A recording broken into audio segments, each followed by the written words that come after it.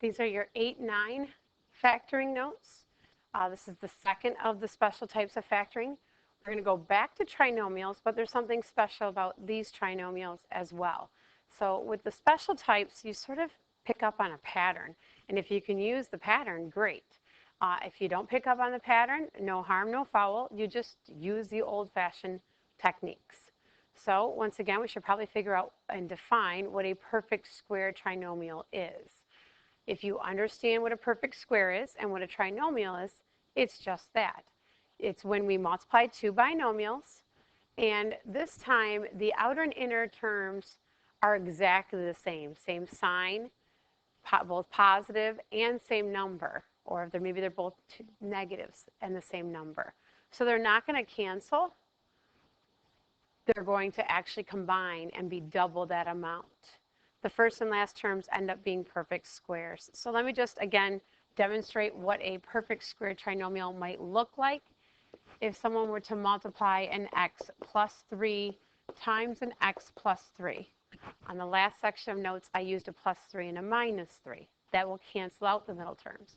When we FOIL these two, you get x squared plus 3x plus 3x plus 9. The middle two terms are exactly the same sign, same numbers. So when they come together, they actually double in their amount. They were a 3x, now there's two 3x's, so there's 6x's plus 9. Notice the first term and the last term are perfect squares. So when you have the first and last are perfect, and the middle is double, what we can do is we can actually rewrite x plus 3 times x plus 3 as x plus 3 quantity squared. That's the fancy way of writing it. I don't mind if you write it the other way, but that's the idea. Okay, again, these notes do not change. They look exactly the same as the ones from yesterday. You're going to factor out a GCF if possible. You can use guess, check, and revise. You can use the square method. You can use product and sums tables. I will tell you, when you do the product and sums, something, maybe you didn't realize it, but you can save yourself a ton of time. So I'm going to show you the time saver with product and sums if it's a special case like this. So if you look at this example I have up here, you're looking for what multiplies to give you 9 and adds to give you 6. When the answer to that question is the same exact two numbers, you can actually just take the square root of the first and last terms and the sign of the middle, and it'll work out. So when you do that, okay, you've got the first term plus twice the outer and inner plus the last term. Well, when that factors like that, you could take the square root of the first, square root of the last, and the sign of the middle. And that will give you your x plus 3 quantity squared. So let's go ahead and try that. Again, you always want to look for more factors. So the first one here, we got m squared plus 10m plus 25. If I start off with the square method, don't leave much room up top. I would put my m squared in the first box, upper left, positive 25 in the bottom right.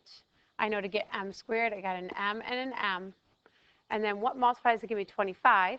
Well, I know 5 and 5, and I know 25 and 1. 5 and 5 will give me a 10. So if I choose a positive 5 and a positive 5, I'll get a positive 10.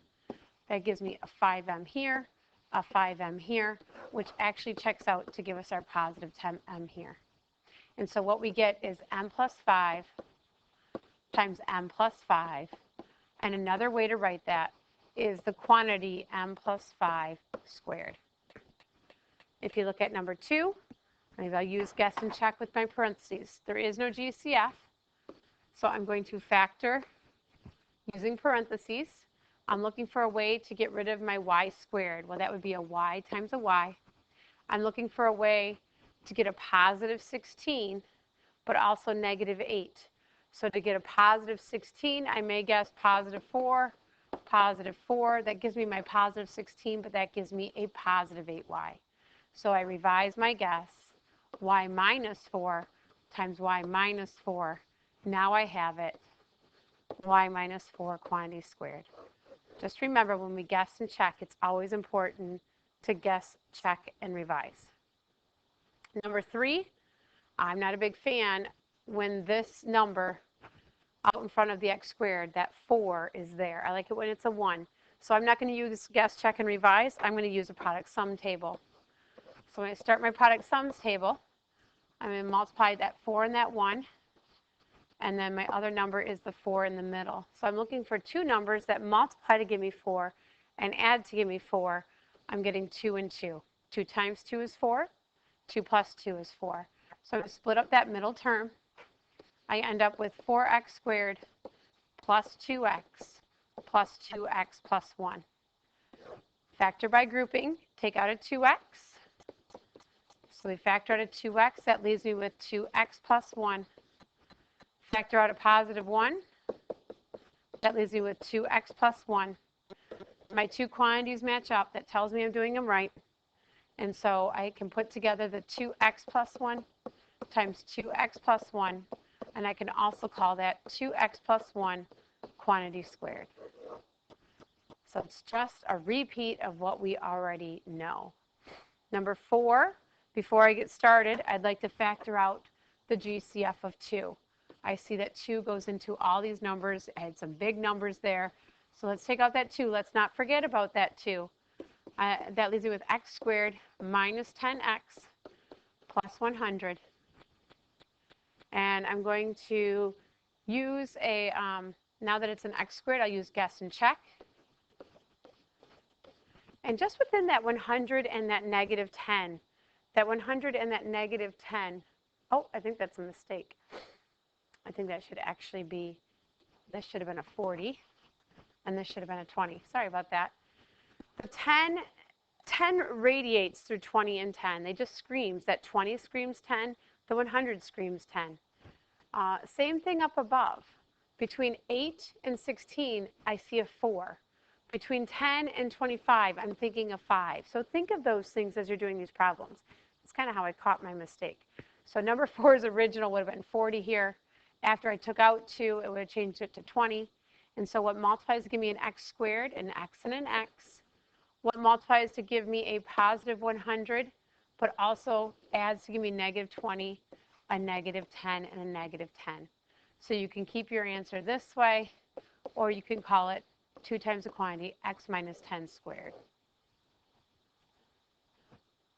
Now, that little shortcut I was talking about before, if you want to look at this problem one more time, and starting from this point right here, if I make my product sums and I recognize that I got the same two numbers as 2 and 2, I want to show you a little shortcut. And you don't have to use it. If you're going to commit to the shortcut, you really have to commit to the shortcut. So I'm going to write down the original problem, 4x squared plus 4x plus 1. The fact that I got 2 and 2 tells me this is a perfect square trinomial. So I can put it in parentheses and square it. I know that's what it's going to be. If I take the square root of 4, I get 2. And the square root of x squared, I get x. If I take the square root of 1, I get 1. So we took the square root, and then we take the sign of the middle. And I get the same answer that I got in green with a whole heck of a lot less work. So you can use the product sums table, but again, the reason I was allowed to do this was when I found my product and my sums and the two numbers at work, they were the exact two numbers. So that is my clue that says stop. Let's look at this problem one more time. We could probably do this a lot quicker. It's one of those special types. Or you can go through the work, whatever works for you. All right, so your lesson summary today, actually, you have a freebie today. I just was done thinking about them. And then I need you to factor. So you don't have to do the lesson summary, but I need you to factor this perfect square trinomial. So remember, you should get the same numbers. And right now, looking at 49 and 14, you should almost automatically know what that's going to be. Good luck.